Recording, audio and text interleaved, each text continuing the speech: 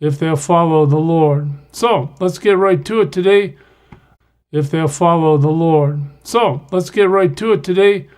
Verse 1, in the 18th year,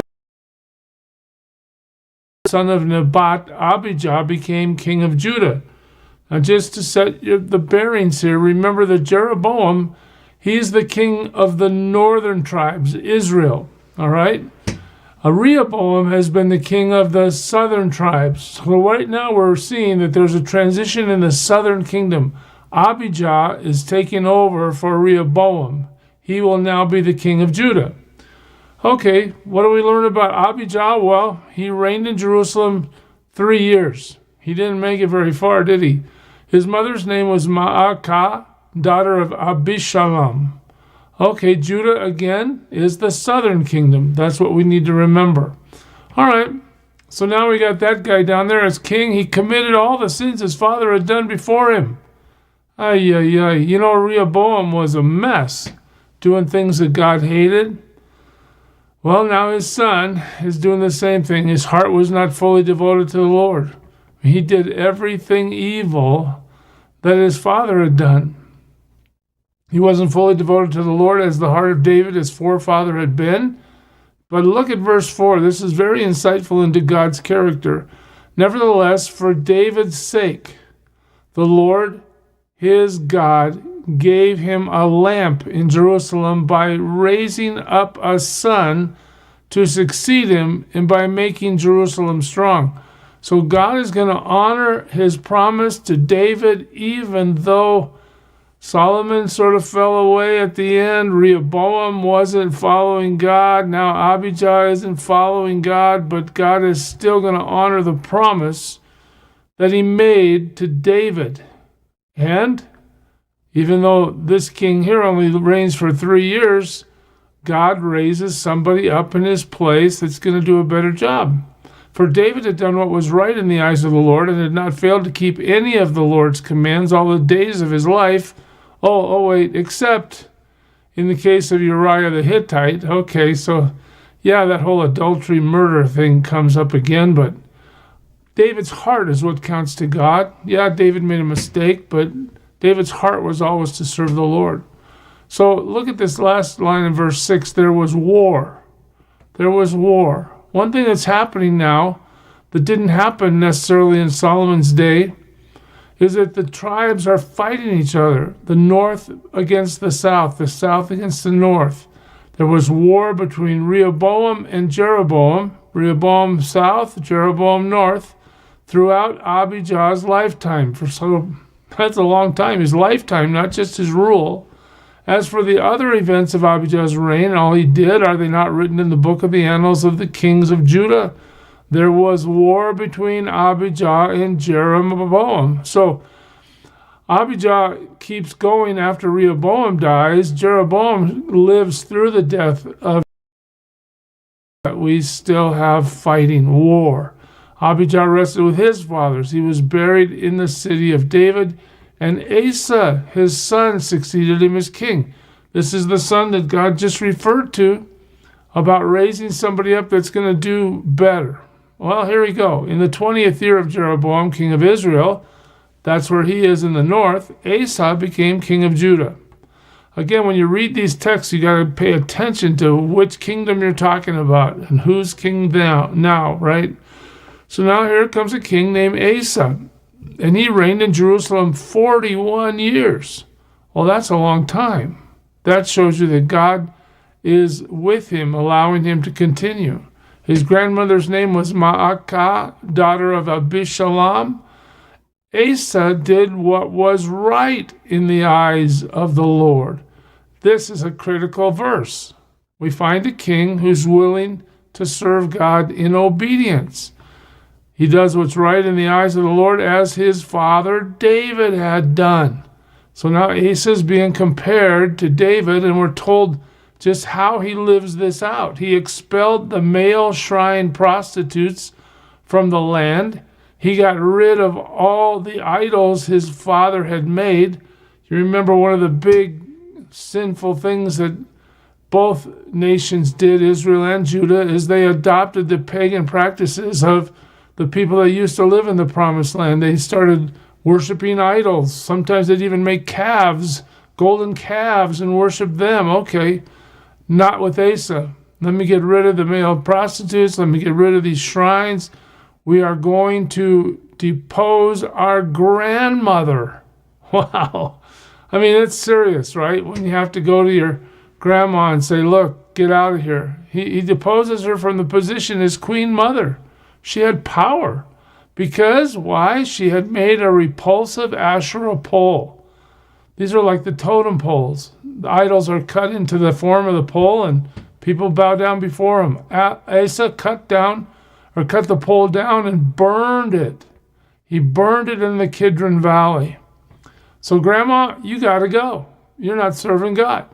Although he did not remove the high places, just so you know, these are places that are built up so people can go up to that place and worship their pagan idolatry. That's how they normally did it. Some worshiped God from there, but God always required people to go to the temple in worship.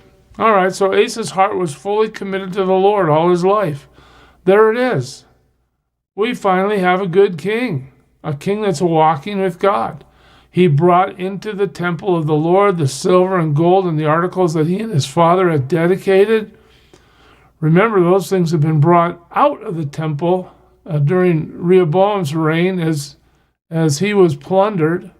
Well, there was war between Asa and, here's another king now, Baasha. Again, we're told these tribes are fighting each other. These two warriors from south and north hate each other.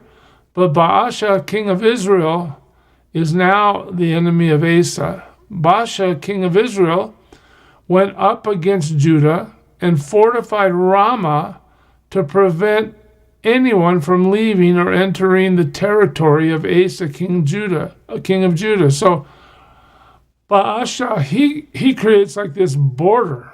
Like you remember the Berlin Wall where East Germany couldn't hang out with West Germany?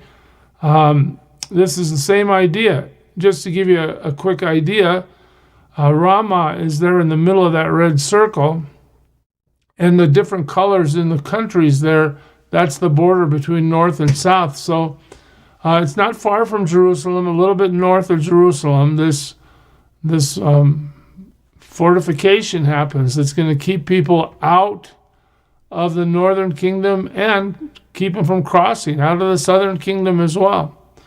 So Asa took all the silver and gold that was left in the treasuries of the Lord's temple and of his own palace, and he entrusted it to his officials and sent them to Ben-Hadad, son of Tabriman, the son of Hezion, the king of Aram, who was ruling in Damascus. So now Asa, this is kind of an interesting part of his life. Instead of being the guy that says, so Asa went before the Lord and asked and inquired of the Lord how to deal with Baasha, king of the north, Asa just makes his own plan. And his plan involves trying to create an alliance that can attack Baasha from a different angle, because Damascus is up to the north a little bit. Okay, so there was a treaty between me and you, he said, as there was between my father and your father. See, I'm sending you a gift of silver and gold. Now break your treaty with Baasha, king of Israel, so he will withdraw from me. So stop protecting the north. Take my silver, take my gold, but align yourself with me. This is Asa's plan. Ben-Hadad agreed with King Asa and sent the commanders of his forces against the towns of Israel. So now Ben-Hadad is attacking the northern kingdom towns. He conquered Ijon, Dan, Abel, Beth, Maacah, and all of Kinnereth, in addition to Naphtali.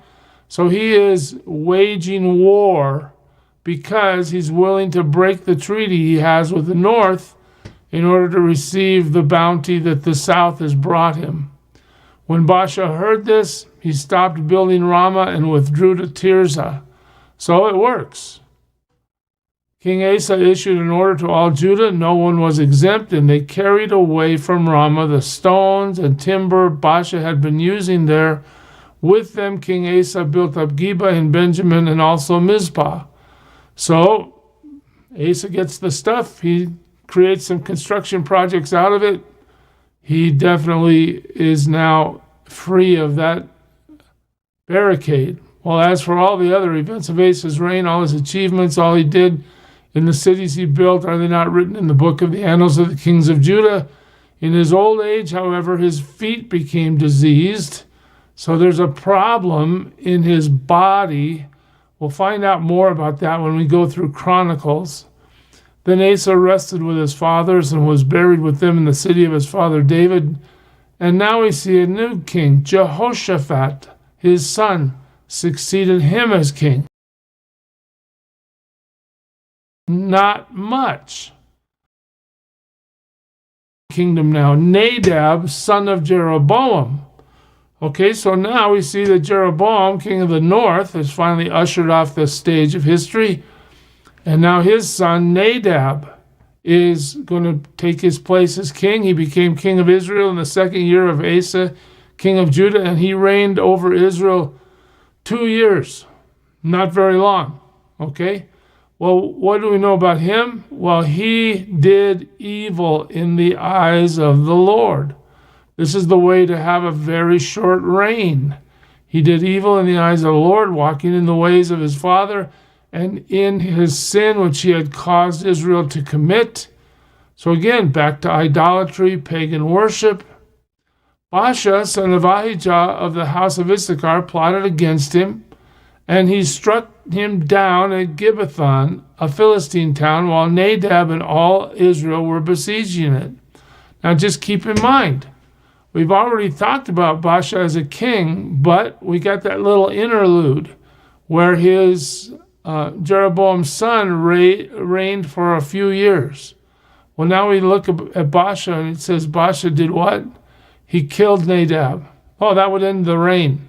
In other words, Nadab was assassinated so that Baasha could take power. He killed Nadab in the third year of King Asa, king of Judah, and succeeded him as king. So what do we have? We have just tons of political intrigue, but one thing you need to see is disobedience leads to a short stint as king. Well, as soon as he began to reign, he killed Jeroboam's whole family. Oh, well, now watch. Do you remember what God said to Jeroboam?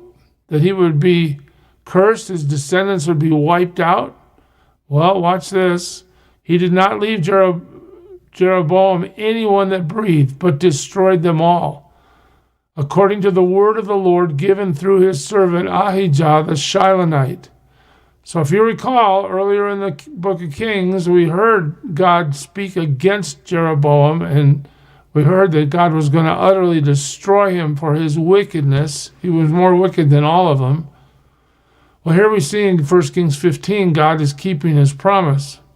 Because of the sins Jeroboam had committed and had caused Israel to commit, and because he provoked the Lord, the God of Israel, to anger. So God keeps his promise, and Jeroboam's whole household is wiped out. As for the other events of Nadab's reign and all he did, are they not written in the book of the annals of the kings of Israel? Again, here it comes. There was war between Asa and Baasha, king of Israel, throughout their reigns. So the north and the south are fighting all the time. In the third year of Asa, king of Judah, Baasha, son of Ahijah, became king of all Israel in Tirzah, and he reigned 24 years. All right, so he's assassinated Nadab, Jeroboam's son. He's taken the throne of the northern kingdom, Israel, and we're told that he reigned for 24 years, fighting with the southern kingdom all the time. But here's that line again. He did evil in the eyes of the Lord, walking in the ways of Jeroboam and in his sin, which he had caused Israel to commit. Now that's the end of 15.